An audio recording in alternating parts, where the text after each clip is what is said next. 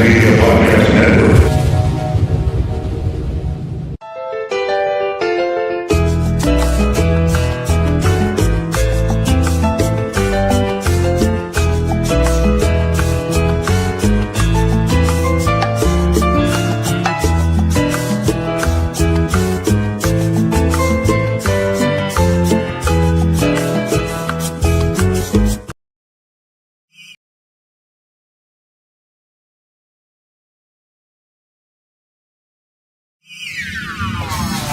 Webcast Media Podcast Network.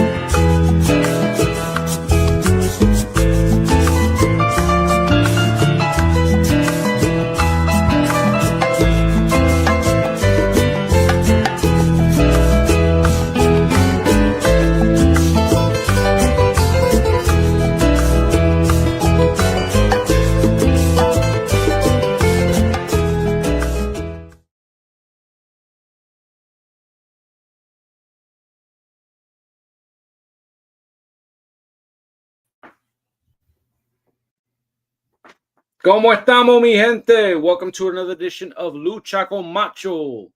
Guys, how are you doing today? Because let's be clear, last night's Monday Night Raw was spectacular. I mean, let's talk about it for a second. We had Madison Square Garden, one of the hottest venues in all of professional wrestling history. And I know I am one of these guys that does not like talking about hyperbole. I do not like throwing that out there, but let me be clear. Madison Square Garden is the home of the WWE, and it is by far one of the coolest venues to ever go to. If you've ever been there for an event, you know exactly what I'm talking about. Now, guys, we need to talk about this show because it was a banger of a show with only 4 wrestling matches on hand. So before we jump into that, why don't we get a little house cleaning done here? And let's see here. We got Lucha con Macho on X, on IG, on YouTube, and Macho Rodriguez on TikTok. Guys, please come follow me on all those social media platforms. I look forward to interacting with each and every one of you. And the best way to get our podcast out there is through word of mouth. Why don't we jump right into Monday Night Raw as we kick off the show with none other than main event Jey Uso. Yeet. This show was a pretty good indicator onto kind of letting the fans know that it's not going away. The Yeet's not going away. It is 100% one of the most over gimmicks in all of pro wrestling. And to be quite honest with you, it truly feels like professional wrestling has hit its peak. It's just going to keep rising. We saw it on AEW on Sunday night with all of the celebrities live in attendance. And then we saw it last night. I mean, Kevin McAllister. We saw it with Andrew Schultz. Celebrities are plentiful. They are going to wrestling. Wrestling is cool again. It's not just you and I anymore. It's everyone talking about professional wrestling. It's all of us sitting down on our couches, going to bars to watch wrestling. Yeah, we don't have Hooters anymore, and that's cool. We don't need it. I mean, I miss those days. It was a lot of fun to go get some fried pickles and watch some pay-per-views on Sunday nights with my friends, but I truly enjoy sharing professional wrestling with my children, letting my kids enjoy the show. My son, after Monday Night Raw ended, he says to me immediately, "Can you buy me some new wrestling action figures? I need a Bailey. I need a Liv Morgan. I need a Raquel Rodriguez. I need a Naomi. I need a Bianca." And I'm thinking like, whoa, this is so strange.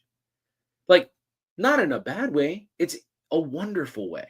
Here's my son who just watched an entire episode of Monday Night Raw with some of the hottest stars in all of professional wrestling. And this kid says to me, "Can you buy me all of these women action figures?" He wants them all, with Naomi being his favorite. Now, Charlotte's his all-time favorite, but he has this thing about Naomi. He just loves her. He saw her at the Chamber, and he was like, man, I am a fan.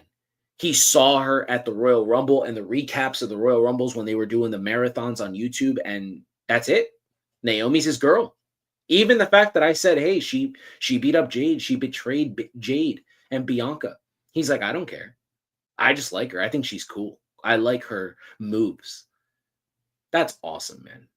We need to talk about how Jey Uso and Grayson Waller opened the show with a mediocre performance. It wasn't great.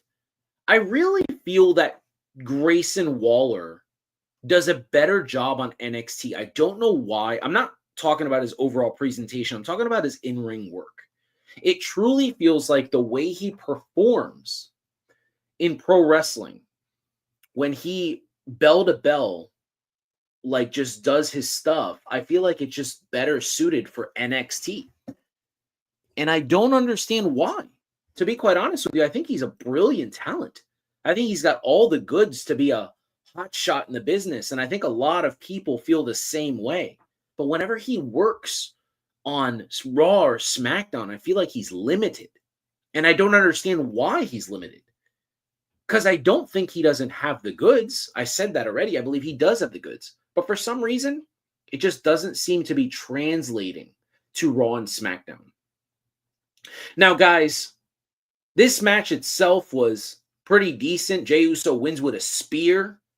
Then Jey Uso was attacked by Austin Theory. He gets the upper hand on A-Town Down Under, only to be choked out by Gunther. As Gunther has made it very, very clear that he is going to make Jey's life miserable until WrestleMania. He cuts a promo later on where he says it's going to be a mercy. It's going to be a mercy killing. He's just going to take Jey out because he doesn't value Jey as a performer. He doesn't value Jey as one of the top guys.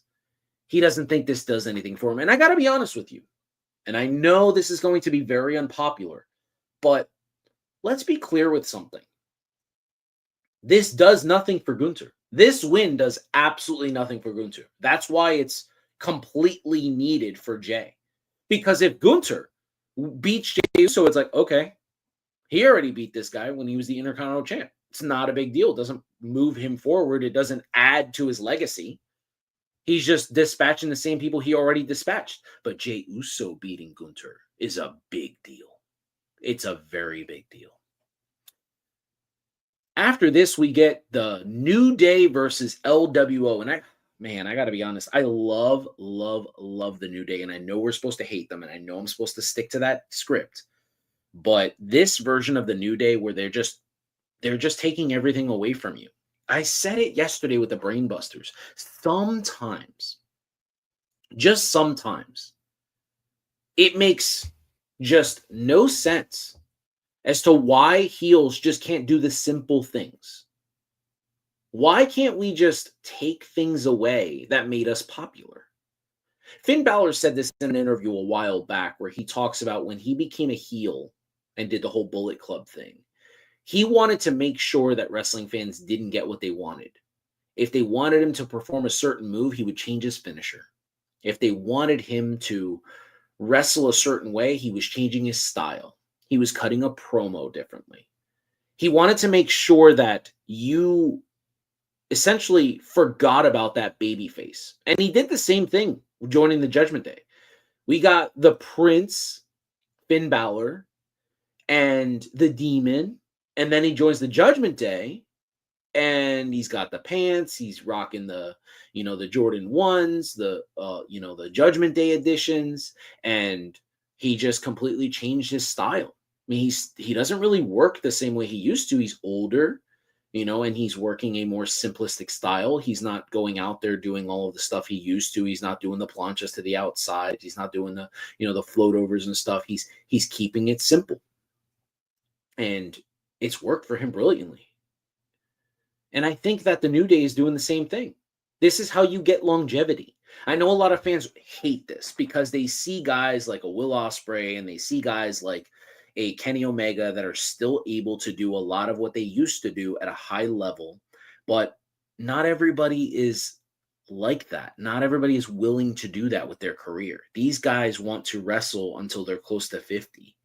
And they want to be able to do so at a high level. They don't want to be like Randy the Ram. They don't want to be that way.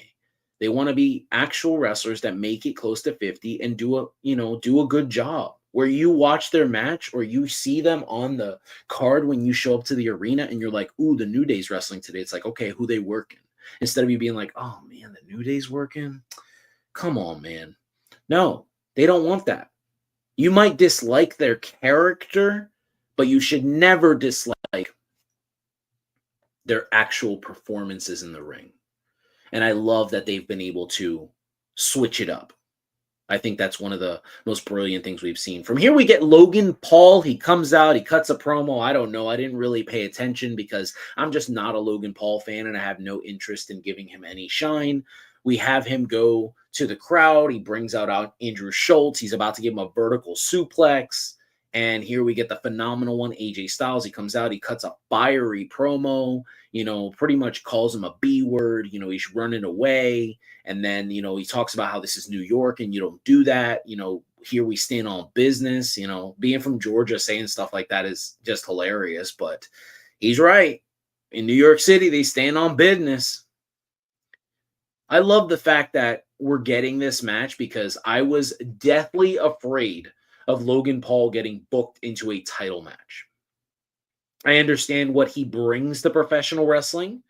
I just genuinely don't care for anything he does. I don't see anything special in his matches. I guess I had friend of the show, Patty Reekin, tell me once, I have seen my 10,000 hours of professional wrestling. I want to be entertained and he doesn't entertain me. Now that's me. That's macho. You could have a different opinion. For me, I don't understand what he's doing there. I don't understand at all. There's nothing that he does that makes me think like, wow. And I get it. Like, it's like, oh, a celebrity, he shouldn't be doing that stuff. But I've just never really been into it. So the one thing I can say with certainty is that I trust AJ Styles. And I know that AJ Styles is 4-4 at WrestleMania. I know that AJ Styles can do a really, really good job of bringing out the best in one of his matches or any match, because if AJ Styles is on the card, you're going to get a solid match. A lot of people forget this man main evented WrestleMania with The Undertaker, and it was spectacular. I mean, it was a spectacular match. It was a perfect ending to The Undertaker's career, and that was a lot, thanks a lot to AJ Styles and what he was able to do. So do I expect AJ and Logan Paul to tear the house down at WrestleMania? 100%. But I don't think it's because of Logan Paul. I think it's because of AJ Styles. I think AJ will bring out the best, and I think that WWE will never make the mistake they made by throwing Logan out there like they did on Monday Night Raw with Rey Mysterio. You can tell that there wasn't a lot of planning in that match. You could tell he looked lost. He completely just looked puzzled by the fact that nothing was going his way and he didn't know how to fix it. And Ray had to leave the rest of the match. And a lot of people came out of that Monday Night Raw match thinking like, wow, this is very reminiscent of Ronda Rousey. Like, this is what it looked like when she didn't have weeks to plan a specific match. And that's what it was for Logan. Him wrestling Rey Mysterio on Monday Night Raw was like, oh yeah, you're going to wrestle on Raw, but we don't have a lot of time to plan Raw. Like, Raw is planned every single week. We sometimes don't even know who's going to work these events. So he goes out there, he puts on a stinker with Ray. It wasn't anything close to what they've done before. And I just don't think he's that type of performer. Kenny Omega said it best. Sure, Logan Paul can do great when he's at the Performance Center and he's working on crash pads and he's showing you all of this stuff, but can he show up to an arena and put on a banger? And he showed us he can't. And that was very clear. He showed us he can't do that. Right after this, we move into the number one contendership for the Intercontinental Championship as Bayley, the role model, faces Big Mama Cool Raquel Rodriguez. And guys, this was a banging match. I was super impressed. I am a big fan of Raquel. I think she's one of the dopest performers. I love her look. I love her style. I love her attitude. I love the way she talks. I love how she mixes like the Chicana in her actual verbiage. She doesn't just sit there and try to cut these like Americanized promos. Like, she's going to talk and she's going to be her authentic self. And I think that's what makes her special. And I know a lot of people seem to be a little leery of her. But to me, I feel like her with Liv Morgan, this is Shawn Michaels and Big Daddy Cool Diesel, which is why I called her Big Mama Cool. I think her, and then working someone like Bayley, who can literally work a pillow, who can work a broom, who can work an imaginary character in the ring and give you like what is considered a 5-star match. Bayley is a Mount Rushmore performer, and to have faith that Bayley's going to go out there and she's going to make Raquel look good, I mean, that shows you how WWE feels about Bayley, and I loved it. I thought this match was spectacular. I love the fact that Bayley still looks strong at the end because it took Dominic Mysterio, it took Liv Morgan with all the distractions and all of that for her to finally hit the Tejana bomb to get the 1, 2, 3, and that was awesome. From here, we get a little luchador action as we have this luchador come out, and he gets arrested for attacking the LWO during their match earlier in the day. But we have an interview with Chad Gable as Kathy Kelly, who is trying to ask about his luchador mask, and he immediately pretends like it's not him. I love it. Well, you know what? It's not him. We don't know. It's like Generico and Sami Zayn. We don't know. That's how you do a persona like that. And he does it so well. And obviously he planned for these questions, because right as Kathy Kelly is getting down to the nitty gritty and calling him on his shit, here comes the security with a handcuffed luchador dressed exactly how Chad Gable was dressed. So now we start to question, was it Chad Gable or was it someone else? Sure, he might have gotten a lucha mask in that box, but was it for him? Was it for a new addition to American Made? We don't know, but we will soon find out.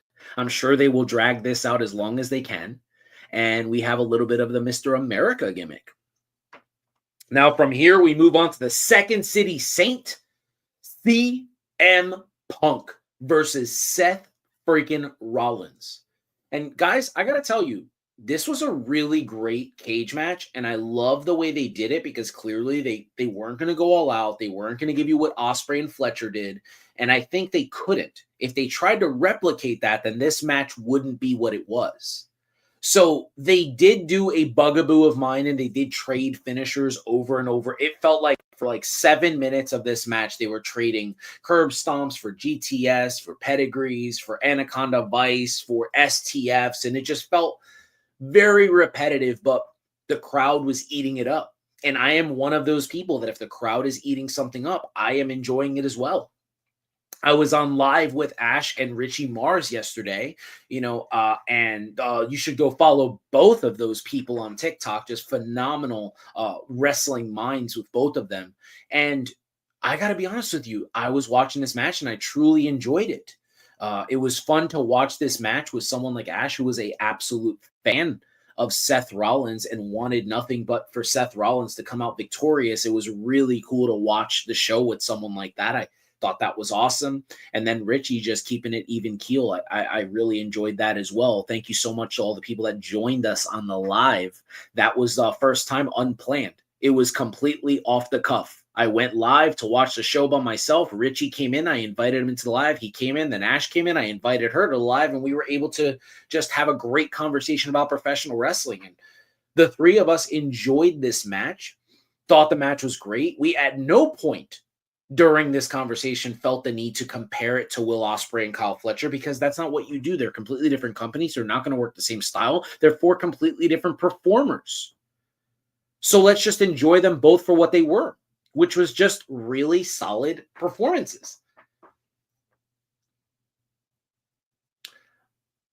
Now, the story of this match played out pretty oddly, because at certain points of the match, both men could have just walked out of the cage and won. But they needed to just end the other person. Ultimately, after so many reversals and so many false finishes, we have a pedigree, we have a GTS, and a double foot stomp to CM Punk. And how he is out for the count. I mean, he was out. He was out. He missed the whole ending as Rollins is there with his his arms on the bottom ropes, and he's just staring at him, like wondering, kind of old school, reminiscent of Randy Orton. Like, am I going to end this match? Am I going to end this man's career? Am I finally going to rid the wrestling universe of CM Punk? The tribal chief pops out, takes Roman Reigns. Roman Reigns takes Seth Rollins, pulls him out the bottom rope. Rollins inadvertently wins this match, and Roman gives him the beating that he needed. He starts beating him down, and you could tell they've shown you the screenshot already. You've already seen the still shot of Seth Rollins looking like, oh no, I can't believe he's back. He couldn't even enjoy the win because there's Roman Reigns. And here we are. He gives him the most beautiful curb stomp we've ever seen in professional wrestling. That should be Roman's new finisher. It looks spectacular. It looked like something that we didn't expect to actually happen. I mean, I never expected him to steal that finish. I mean, we saw him make fun of Cody Rhodes' Crossroads and said, this move sucks, but I don't think that move sucks. Now we've seen all three members of the Shield do that move because Moxley does it in his little move set, would you will, in AEW. And he goes to bring it back to COVID by putting Rollins' head on the steel steps.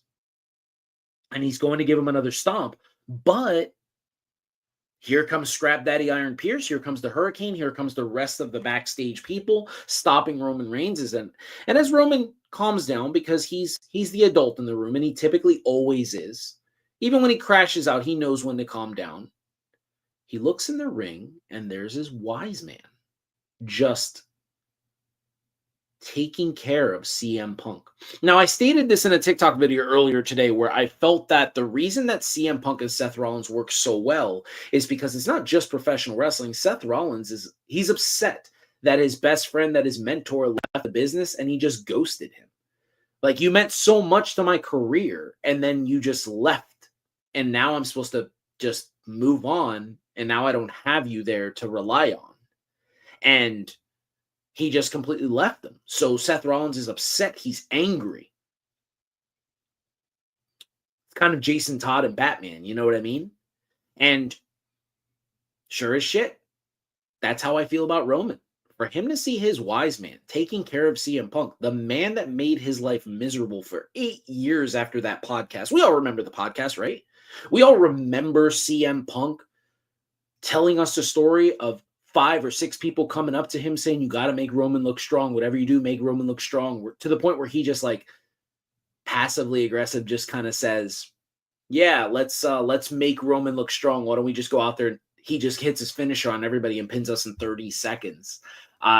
You could tell like the way he feels about it.